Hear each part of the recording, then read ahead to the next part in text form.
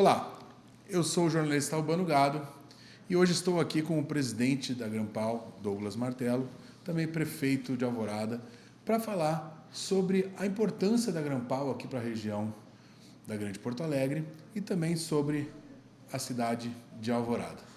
Boa tarde.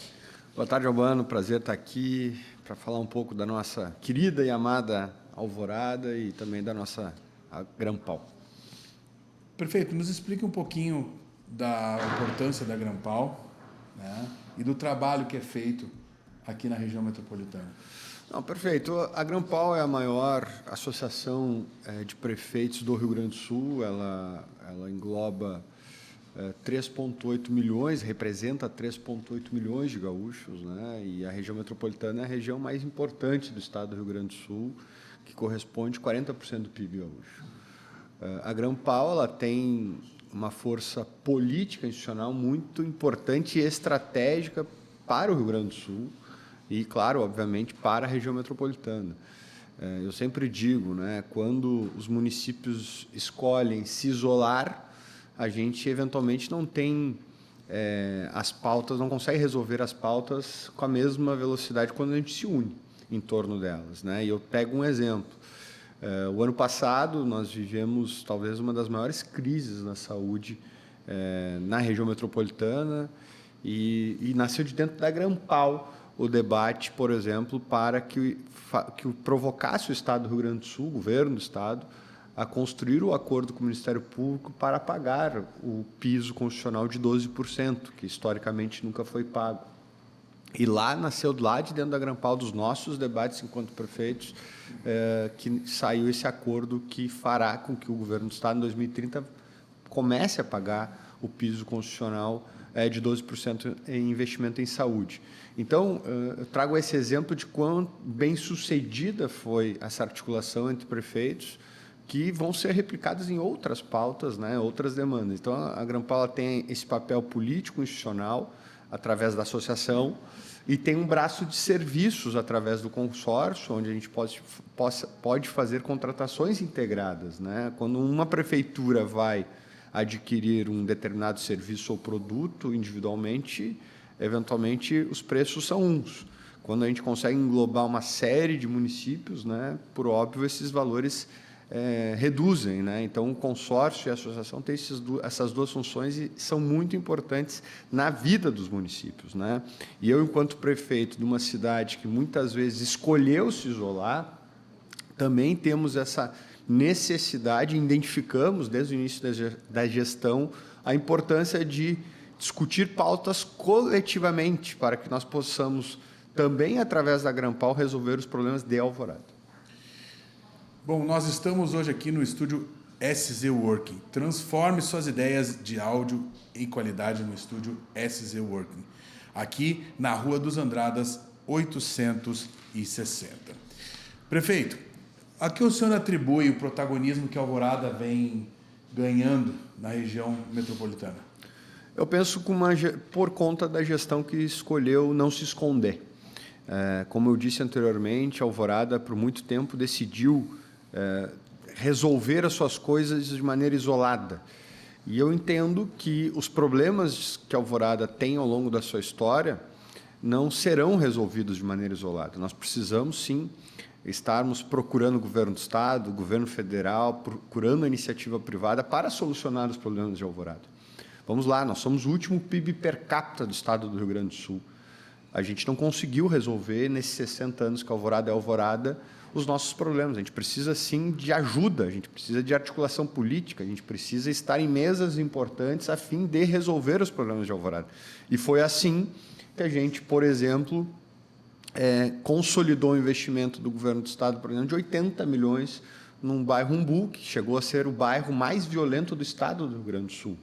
Foi assim que a gente vem discutindo com o governo do Estado um recurso de 120 milhões do Funrigs para nós conseguirmos fazer as macro e micro drenagens em Alvorada, que sofre historicamente com as enchentes. É assim que a gente vem trabalhando ao lado do governo do Estado, primeiro do governo federal e depois do governo do Estado, que resultou no recurso de 2,5 bilhões de reais para a construção do nosso dique, para termos um sistema de proteção de cheias. Ou seja, todos, com exceção dessa obra de 80 milhões que já iniciou, as outras a gente precisa ainda articular junto ao governo do Estado, junto aos governos federal, para que a gente possa solucionar os problemas de Alvorada. Então, o protagonismo, que eu agradeço, inclusive, por essa referência, é porque nós escolhemos trabalhar em conjunto, coletivamente. Eu sempre digo, nós temos lado, mas nós não temos preconceito para sentar com quem quer que seja para resolver os problemas de Alvorada. E assim vai ser durante o nosso mandato. Prefeito, Alvorada é comumente utilizada em bate-papos, ou até mesmo na mídia, ou pelos comediantes, como referência na questão da violência.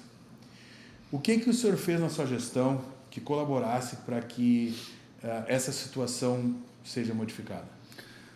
Primeiro, os números já são muito positivos. Eu tenho dito que nos números já nós não somos uma cidade mais violenta, e eu reconheço, embora eu reconheça, às vezes, quando eu falo disso, que Alvorada hoje é uma das cidades mais seguras do Rio Grande do Sul, aí quando acontece um assalto, um furto, alguma situação, as pessoas vão lá e me marcam, Dizem, olha, o prefeito está dizendo que é a cidade mais... Eu não estou dizendo que a violência deixou de existir em Alvorada, mas não na escala, obviamente, que já chegou a ter. Alvorada, em 2017, foi a 6ª cidade mais violenta do Brasil e a mais violenta do estado do Rio Grande do Sul. Então, esse trabalho, ano a ano, sendo feito, não só na minha gestão, que tem 1 ano e 4 meses, mas gestões que me antecederam, e eu atribuo também a um programa chamado RS Seguro, um programa que foi lançado lá no primeiro governo do governador Eduardo Leite, que trabalha muitas ações transversais e de prevenção. Isso ajudou a reduzir os índices e, claro, nós na gestão entendíamos que era importante fazer um trabalho articulado, a integração da Guarda Municipal com a Polícia Civil, com a Brigada Militar e também atuar na prevenção e também com o uso de tecnologia, vem ajudando a reduzir esses números. Vamos lá, de 2024 em relação a 2025, nós também tivemos melhora no nosso desempenho de segurança pública. Então, se temos ainda a fama de ser uma cidade violenta, já não temos mais os números violentos. Os números são muito positivos. E sim, nós somos uma das cidades mais seguras do Rio Grande do Sul e nós vamos seguir trabalhando para que ela seja cada vez mais e que a percepção das pessoas sobre a Alvorada mude. Claro, a gente luta contra um passivo histórico gigantesco, Nós estamos falando de 40, 50 anos as pessoas apontando a Alvorada como uma cidade violenta. Então, tem um desafio também de comunicar isso para o público interno e externo.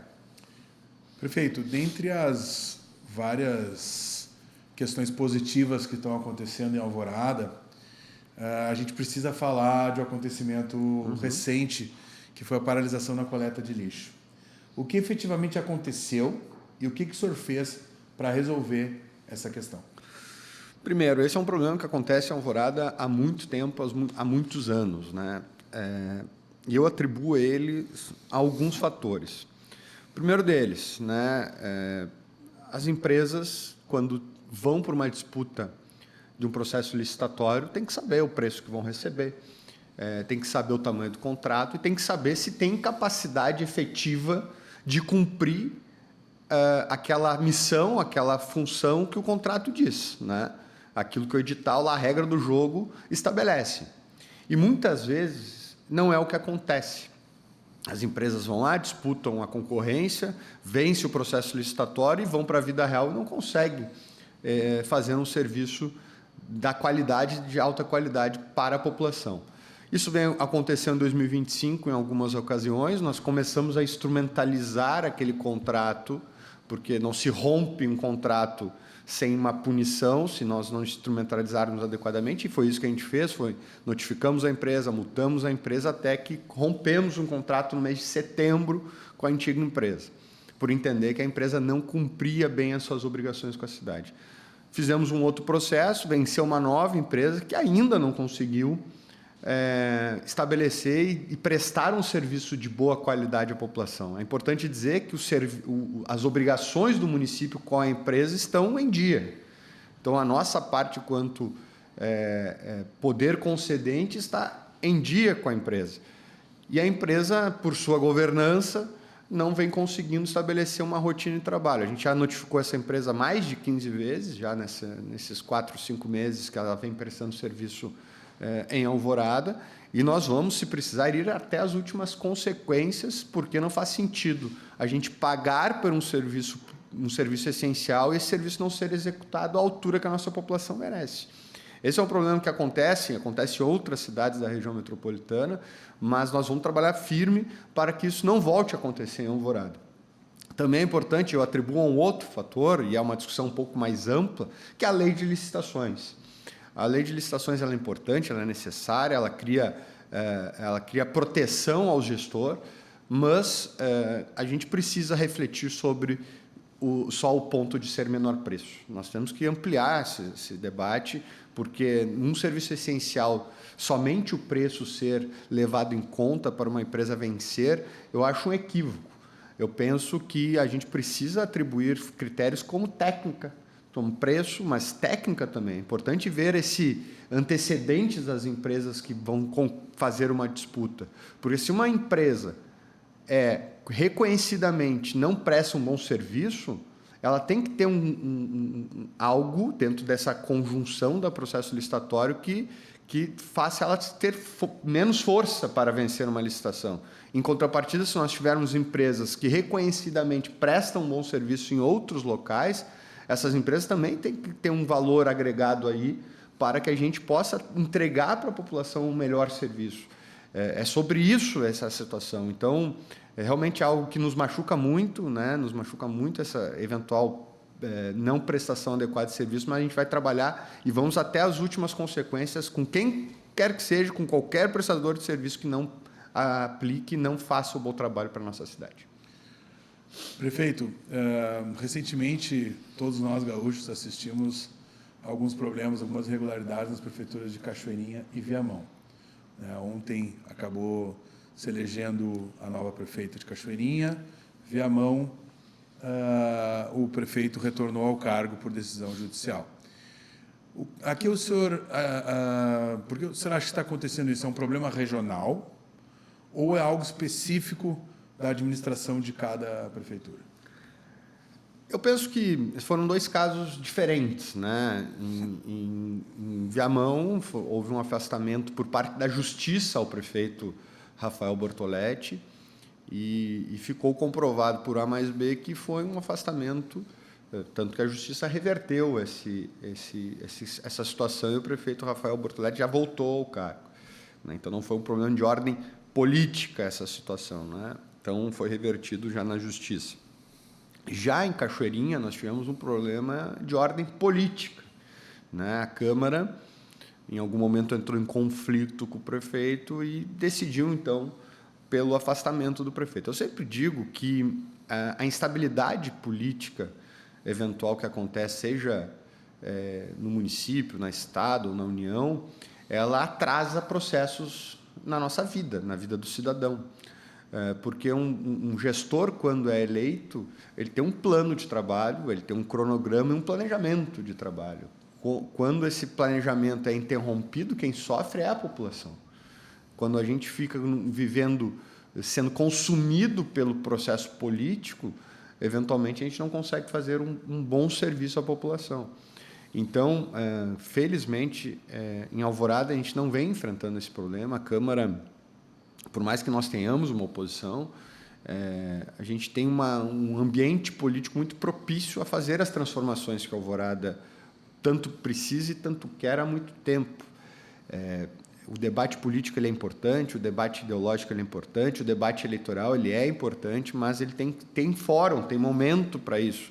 E se nós entendermos, que não compreendermos isso, quem sofre é a população que precisa lá do posto de saúde, precisa de atendimento na escola, precisa de infraestrutura de qualidade.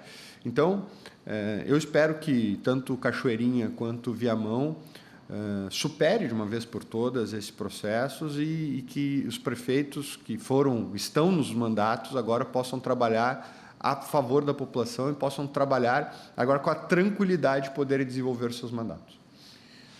Alvorada vem deixando de ser a cidade dormitório e ganhando mais autonomia. Primeiro, eu queria que o senhor explicasse para os nossos seguidores o que seria o cidade dormitório e quais foram os fatores dessa transformação.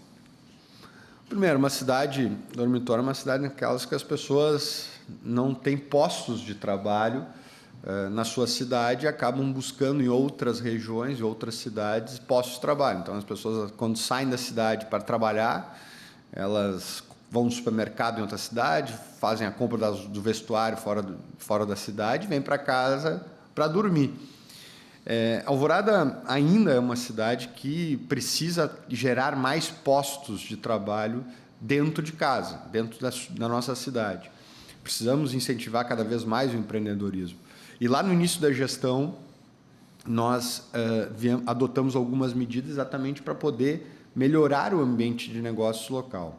A primeira delas, lá no mês de fevereiro de 2025, nós enviamos para a Câmara e aprovamos um projeto que reduziu impostos de 83 atividades econômicas em Alvorada, exatamente para fomentar que novas empresas pudessem chegar e que aquele empreendedor que já estava dentro da cidade pudesse investir mais, crescer mais, pudesse avançar mais nos seus negócios. E isso, de fato, aconteceu. Dessas 83 atividades econômicas que nós reduzimos, nós tivemos um ganho de 476%, um aumento na arrecadação dessas atividades econômicas de 476% nesse ano. Nós regulamentamos a Lei de Liberdade Econômica. Hoje, mais de 800 atividades econômicas em Alvorada não precisam mais de alvará. E nós temos estado muito presentes nas mesas que eu, como falei anteriormente, de negócios. Não vai ter mesa no Rio Grande do Sul, no Brasil ou no mundo, de uma empresa querendo vir para o estado do Rio Grande do Sul, que a Alvorada não estará nessa mesa disputando que essa empresa vá para a nossa cidade, para que nós possamos fazer a geração de emprego interno e que o alvoradense trabalhe dentro de casa, porque é exatamente isso. Se acontece o efeito inverso quando a cidade não tem posto de trabalho das pessoas consumirem fora, com a geração de postos de trabalho dentro de casa, acontece exatamente o inverso. As pessoas consomem dentro da cidade, fortalece a nossa economia e aí a cidade prospera. Então, essa é a nossa estratégia, é um pilar do nosso governo na geração de emprego interno. Nós vamos estar perseguindo ela diariamente para que nós possamos atingi-la. Prefeito, Alvorada continua sendo uma cidade mais acessível para morar do que Porto Alegre e as outras regiões. Isso é decorrência do mercado ou foi algo que foi previsto, algo planejado? Não, isso é a lei do mercado mais nua e crua possível, né? O mercado identificou oportunidades de poder fazer moradias, ter um padrão de vida mais em conta, e as pessoas acabaram fazendo esse movimento migratório. Eu tenho dito que Alvorada tende a ser a grande cidade da região metropolitana nos próximos anos, porque também nós vamos fazer uma profunda discussão do nosso plano diretor exatamente para que ela se torne ainda mais competitiva, tanto no setor de negócio quanto na questão da construção civil. Eu entendo que nós temos oportunidades importantes para que a Alvorada se torne a grande cidade da região metropolitana e fomentar muito fortemente esse setor da construção civil para se tornar uma cidade competitiva para quem queira ou morar na Zona Norte de Porto Alegre ou morar em Alvorada, Cachoeirinha, Viamão. Então, nós temos uma oportunidade de ocupar esse espaço e poder atrair um ticket médio importante para dentro da cidade que aumente o poder de consumo da nossa população. Prefeito, eu queria falar contigo algumas questões políticas, tá? Obviamente, o senhor tem contato com os prefeitos da região metropolitana.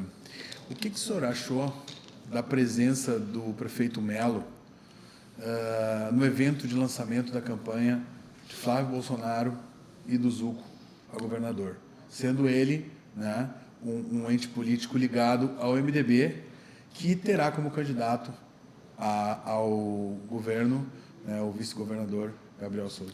A presença do prefeito Mello ela foi institucional, liderada inclusive pela Grampal. Nós temos dentro da nossa agenda política do ano uma série de visitas e encontros institucionais com todos os pré-candidatos à presidência da República. E a presença do Mello foi meu convite para que ele pudesse lá estar, para que nós juntos pudéssemos entregar ao pré-candidato Flávio Bolsonaro a nossa agenda política, a nossa carta manifesto com aqueles problemas que são da região metropolitana, alguém que pode ser o próximo presidente da República. Não estava lá somente o prefeito Mello, estava a prefeita Juliana, que é do PSD de Eldorado, estava lá o prefeito Rafael de Viamão, estava lá o ex-prefeito Volmir de Sapucaí. Então, nós tínhamos mais prefeitos da região metropolitana presentes, independente da agremiação partidária ou da preferência política, exatamente porque nós estávamos cumprindo uma função institucional. Gerou essa repercussão, e é natural que gere. E é importante também dizer que, por mais que o prefeito Mello esteja no MDB, seja do MDB, a sua vice-prefeita é do PL. Então, há um alinhamento também de ideias entre o PL e o MDB aqui na capital, por exemplo, né? Se por hora a gente está em lados opostos no campo estadual, eu não tenho dúvidas que a gente tem muitos alinhamentos de ideia. Eu fui secretário do prefeito Mello aqui na capital, então era um ambiente amistoso e de muita convergência, embora, obviamente, tenha gerado aí um certo desconforto aí ao prefeito eu acho que mais desconforto ao MDB do que ao próprio prefeito. Outro prefeito que eu gostaria de destacar e ver a sua opinião sobre a candidatura do ex-prefeito de Guaíba, Marcelo Maranata. O que o senhor está achando? O prefeito Maranata, também tive a oportunidade de ser secretário do prefeito Maranata em 2021, é um gestor altamente competente e talentoso, não é à toa que foi reeleito com mais de 80% dos votos, com uma aprovação incrível na cidade de Guaíba. E eu não tenho dúvida que o prefeito Maranata, agora o pré-candidato ao governo Maranata, vai ser alguém que vai desempenhar um importante papel na eleição, né? Eu entendo, a minha leitura é que é uma eleição dura, né? Uma eleição bastante disputada, mas eu tenho profundo respeito e admiração pelo prefeito Maranata, e eu não tenho dúvidas aí que vai cumprir muito bem o seu papel durante o processo eleitoral. E o que você está achando dessa união entre o PDT e o PT, toda a história da polêmica envolvendo, né, o PT abrir mão de uma cabeça de chapa, dos petistas apoiando o PDT, questão histórica aqui, né, numa eleição do Estado? Como é que tu está vendo esse cenário na esquerda? Eu vejo que esse processo todo que aconteceu dentro do PT mostrou quem é o PT de verdade. O PT fala tanto em democracia e houve uma imposição no diretório estadual do PT, né? Houve uma mão de ferro para a tomada de decisão do diretório estadual do PT em relação à candidatura do Edgar Preto, que era uma candidatura que tinha mais de 6 partidos em torno dela e foi ceifada por uma decisão de Brasília, né? Então, a democracia vale para algumas coisas, mas não vale para outras. Mas eu acho que o quadro eleitoral está muito bem desenhado. A Juliana encampará todas as demandas e pautas que o PT defenderia na eleição. E mais uma tentativa, né, na minha avaliação da esquerda, de enganar o eleitor. A partir do momento que consolida uma chapa de esquerda, tentando mais uma vez esconder o PT vem fazendo isso há muitas eleições, né? Tentando esconder a estrela, tentando esconder as pautas quando é conveniente, mas a gente sabe que está lá dentro da cartilha da esquerda e do PT, e agora eles estão tentando mais uma vez ludibriar o eleitor através da pré-candidatura da Juliana Brizola. Mas o PT defende tudo aquilo A Juliana vai defender tudo aquilo que o PT defenderia na eleição. Eu não tenho dúvida que essa chapa é uma chapa para tentar enganar mais uma vez o eleitor gaúcho. Vamos falar um pouquinho do cenário nacional. A candidatura do Caiado, do Zema, que são candidaturas de direita, elas fortalecem Flávio Bolsonaro ou elas enfraquecem? Elas são, como é que eu posso explicar? São produtivas ao Flávio ou elas ajudam mais ao Lula? Eu penso que as candidaturas, tanto do ex-governador Zema quanto do ex-governador Ronaldo Caiado, fortalecem um debate nacional. E isso é importante na política. Muitas vezes a gente discute temas na política e o debate político, às vezes ele é muito superficial.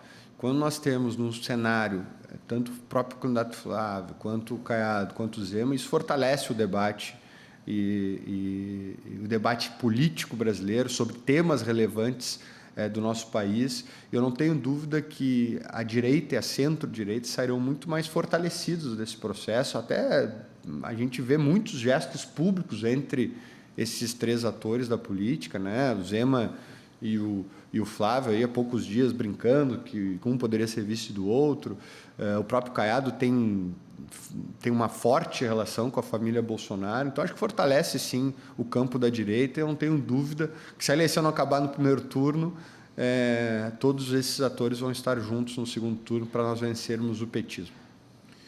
E sobre o governo Eduardo Leite, qual é a tua opinião?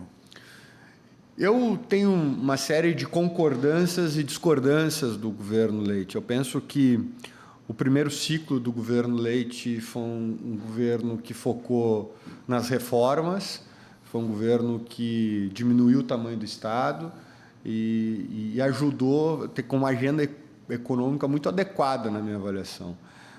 Penso também que o governo Leite, acho que teve algum equívoco na pandemia, com o fecha tudo, acho que não foi o melhor movimento, mas também eu sempre faço um parênteses que ninguém sabia muito bem o que aconteceria naquele momento, né? E penso que esse segundo ciclo do governo Leite, a gente teve avanços importantes na segurança pública, por exemplo, né? Tivemos ainda e temos ainda dificuldades na área de educação. Acho que os números do IDEB são muito ruins para o Rio Grande do Sul, né? É um tema profundo, é um tema complexo de ser resolvido, né? Mas eu vejo um governo que buscou fazer as reformas no seu primeiro ciclo e um governo que focou fortemente em segurança nesse segundo ciclo, né? É inegável os investimentos e aí que foram feitos pelo governo Leite, né? Embora muito se diga, né? Pô, teve os recursos lá da pandemia, agora teve os recursos em virtude da suspensão da dívida com a União, mas são inegáveis os recursos, né, que foram chegando aos municípios e penso que é isso mesmo, né? Cada governo, cada gestor no seu ciclo e no seu tempo tem que procurar fazer o melhor de si e liderar a sua equipe para entregar o melhor para a nossa população.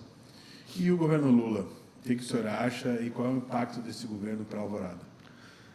Eu penso que o governo Lula 3, é um governo que não teve nenhum norte, né?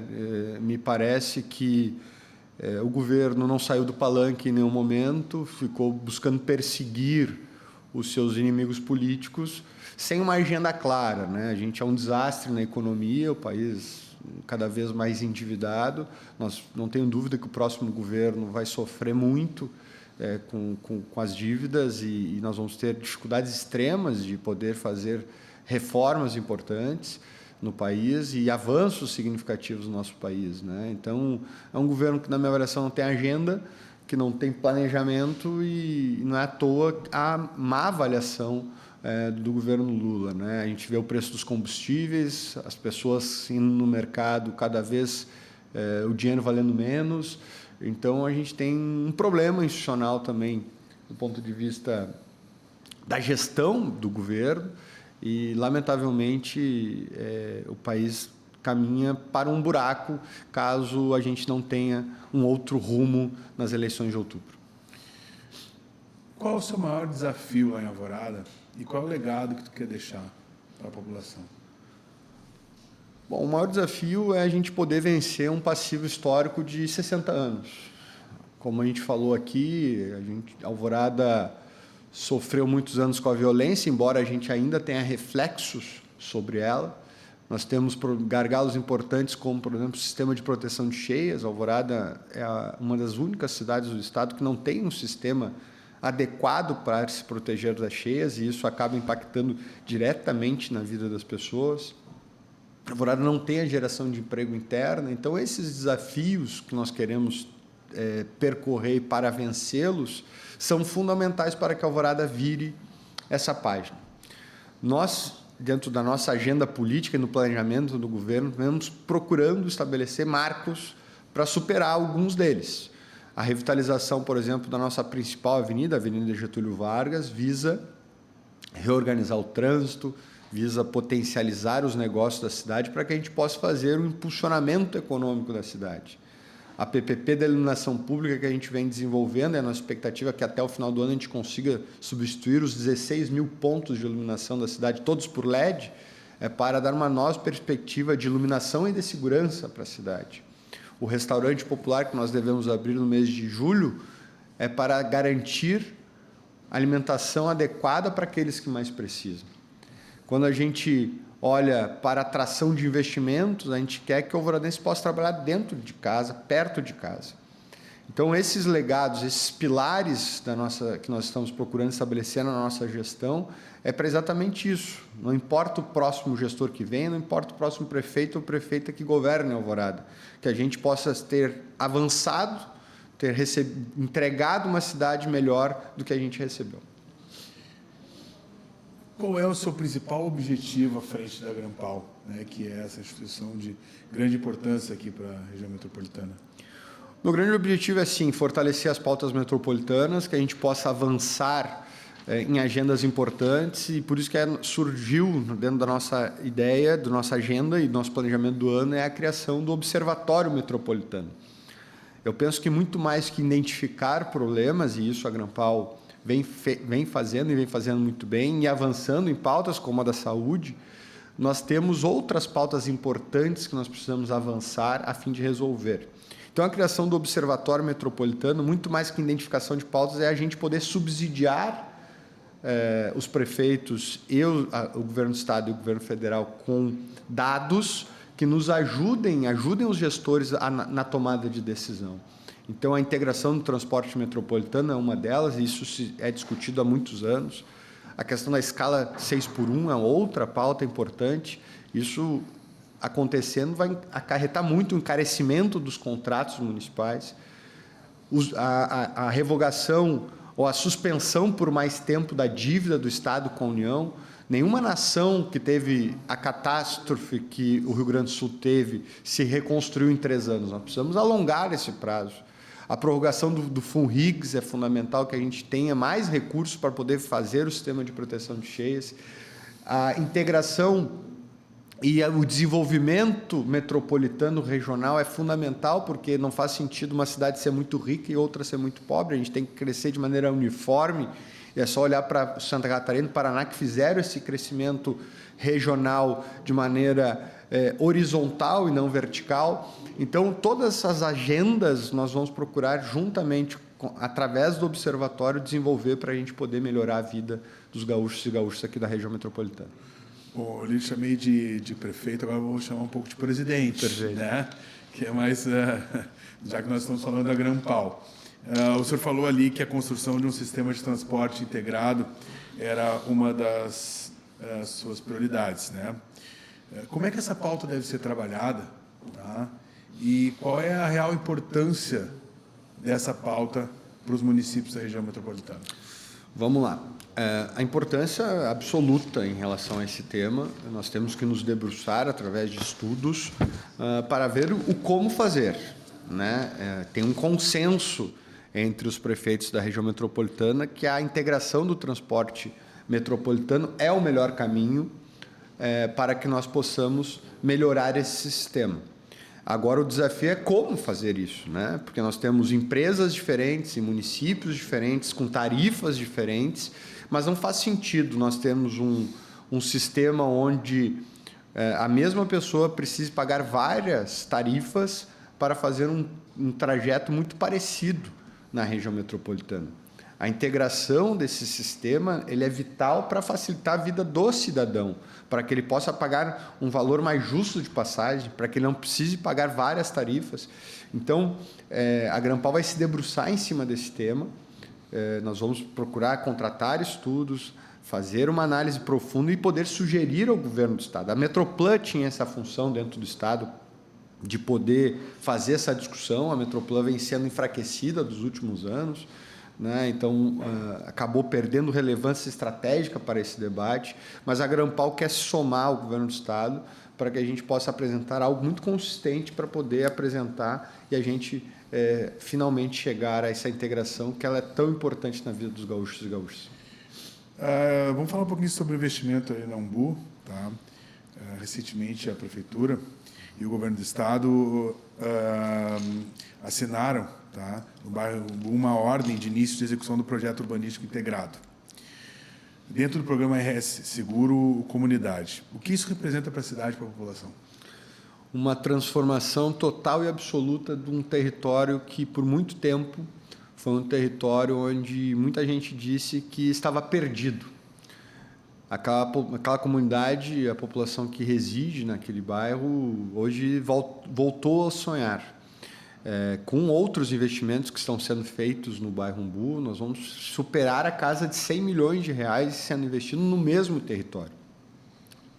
O governador e eu falávamos no ato de assinatura, nós vamos ter em Alvorada uma nova Medellín, que foi o caso de Medellín nos anos 90, que chegou a ser um dos territórios mais violentos do mundo, recebeu uma série de investimentos urbanísticos e virou a página da violência, mas também do urbanismo.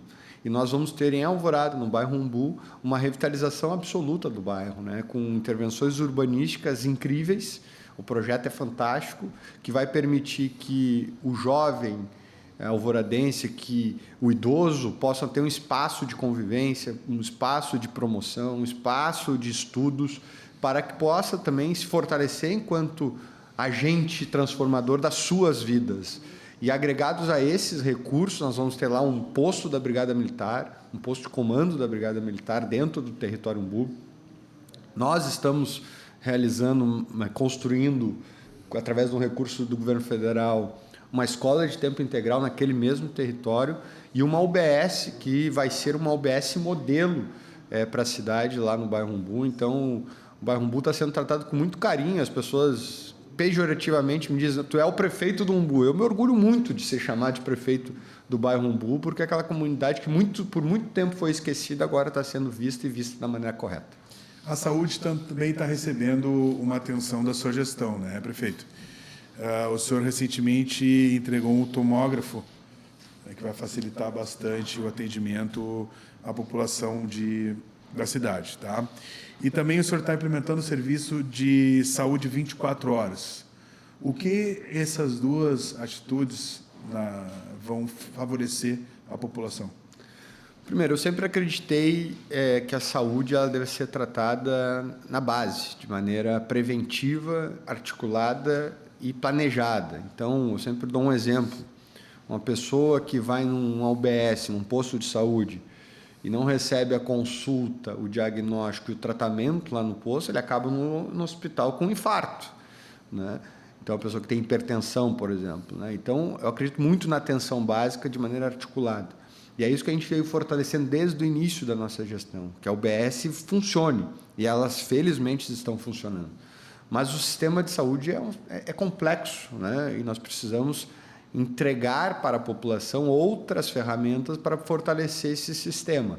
Então, o tomógrafo, aqui eu sempre agradeço ao deputado Zuco, que enviou o recurso de 1.800.000, que permitiu que o município adquirisse o primeiro tomógrafo da história de Alvorada, vem para fortalecer esse sistema. Então, a gente fez um convênio com o Hospital de Alvorada, com o Hospital do Estado, para ele fazer a gestão desse tomógrafo.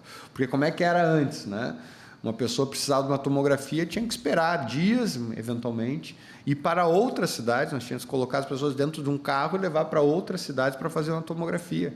Isso podia representar a diferença entre a vida e a morte das pessoas. Então, o tomógrafo vai ajudar a salvar vidas em Alvorada. Então, a nossa expectativa é que o equipamento possa fazer mais de 300 tomografias todo mês. Então, ele vai ajudar a salvar vidas.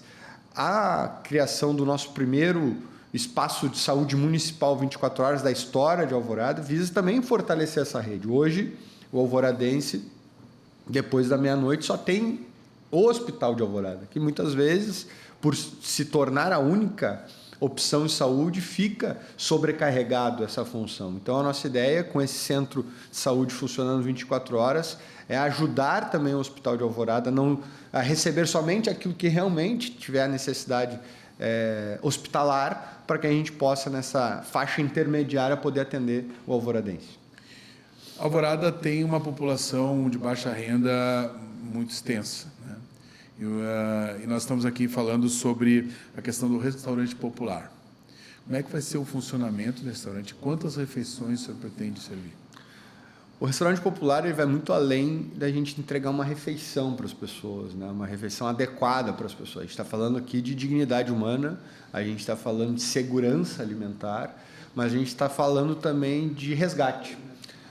Eu sempre digo que o restaurante popular, e eu fui junto com o prefeito Maranata e a prefeita, agora a Claudinha, lá em Guaíba, implementamos o primeiro restaurante popular da história de Guaíba, e vamos agora fazer o primeiro da história de Alvorada. Ele é uma oportunidade de nós buscarmos aquele cidadão que muitas vezes está completamente marginalizado, que ninguém vê essa pessoa, ninguém fala com essa pessoa, ninguém entende a história dessa pessoa. O restaurante popular é uma isca social, eu tenho dito, que é a oportunidade que a gente tem, sim, de primeiro resolver o problema mais importante daquela pessoa, que é a alimentação, mas também entender se essa pessoa precisa de um atendimento de saúde, se ela precisa ir por um CRAS para poder fortalecer os seus vínculos familiares, se ela tem uma necessidade de emprego e, eventualmente, de a gente poder ajudar nessa qualificação profissional dessa pessoa. Então, o restaurante popular também tem essa função de entender o porquê que essa pessoa está necessitando do restaurante popular, para que ela tenha a porta de entrada, a política social tem a porta de entrada, mas também tem a porta de saída e a forma de saída mais adequada possível. Inicialmente, nosso restaurante vai fornecer 100 refeições diárias, né? A nossa expectativa ali dentro do mês de julho, a gente já poder abrir as portas do nosso restaurante para atender aqueles que mais precisam. Bom, estamos prevendo também, prefeito, a revitalização da avenida principal de Alvorada, que é a Presidente Getúlio Vargas. Como é que vai ser essa grande obra e a importância que vai ter, né, para a cidade, para a movimentação da população?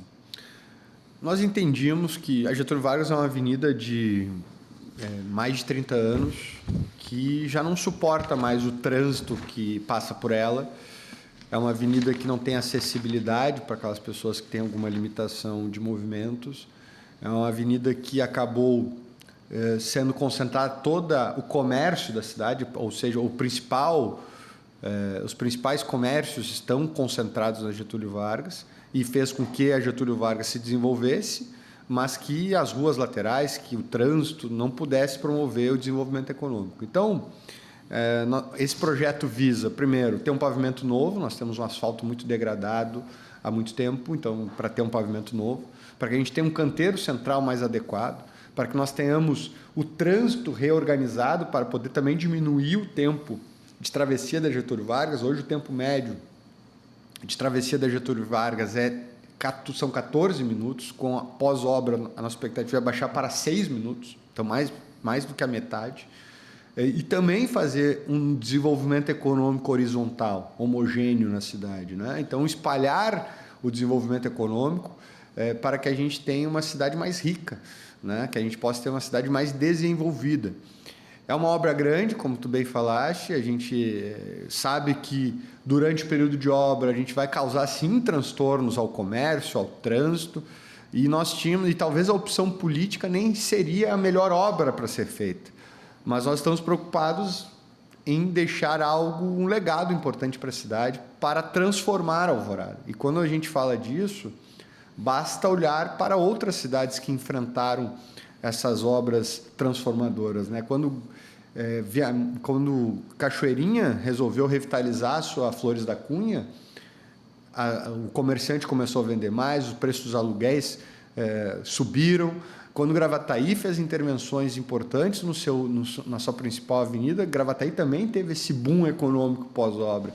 E essa é a nossa expectativa, revitalizando a nossa principal avenida. Nós temos uma nova Getúlio Vargas, um novo ambiente econômico, um novo ambiente de mobilidade e também de acessibilidade para aqueles que eventualmente necessitam.